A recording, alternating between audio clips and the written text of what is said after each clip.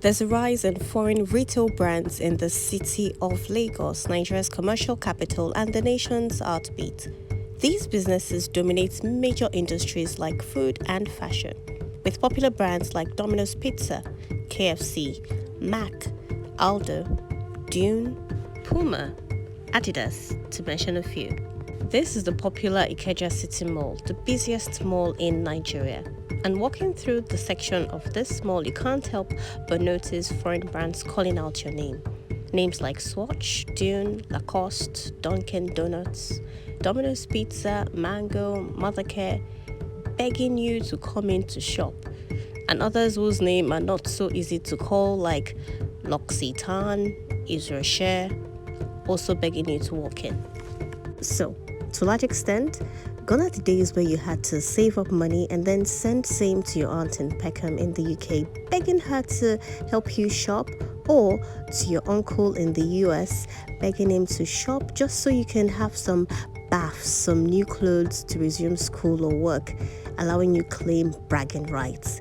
These days, all you had to do was just walk into any of these stores and make a purchase. You know, this is summer. In some weird sense, I often wonder if tourists would pop into these stores knowing that they have same back home, or would they rather look for local businesses to patronize? Well, I guess some of them might just prefer walking into the stores given the current exchange rate, because as of today, $1 stands at 960 naira, and that obviously is affecting purchasing power and even the ability for people to travel out of the country for summer.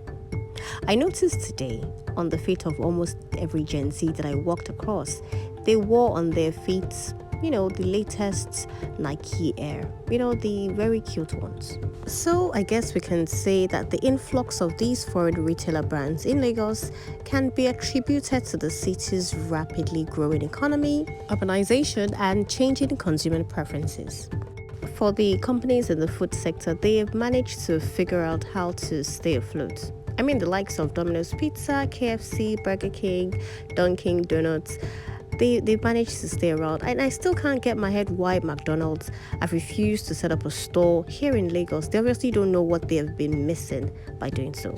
And that said, perhaps it's time Nando's came back. It's time Nando's came back. We have Barcelos here, but we still don't have Nando's. They used to be around the Mr. Biggs area in Maryland at the time. And it's always been fascinating to see how these brands adapt to our local preferences while still staying true to their global identity. Flip side, it'll be nice to see how the local businesses are competing. Are they competing well? I think the sky is big enough. Some people actually don't go into these stores at all. They'd rather go to Balogu Market or Yaba. Also, the same way we have these global brands pitching their tent and coming into Lagos, it's the same way we have Nigerian brands, locally made Nigerian brands, going all the way to different parts of the world and also putting up their tent there. For instance, this month alone, so many brands, Nigerian brands, over 50 of them went to pop-up stores in London, showcasing various made in Nigerian fashion and obviously introducing their wares to other citizens of the world. So yeah, tit for tat, come see, come sa.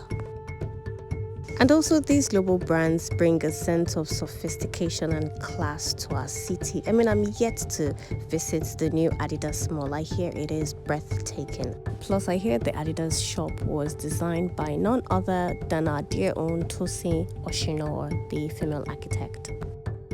So that said, the influx of foreign retail brands in Lagos is more than just a retail revolution.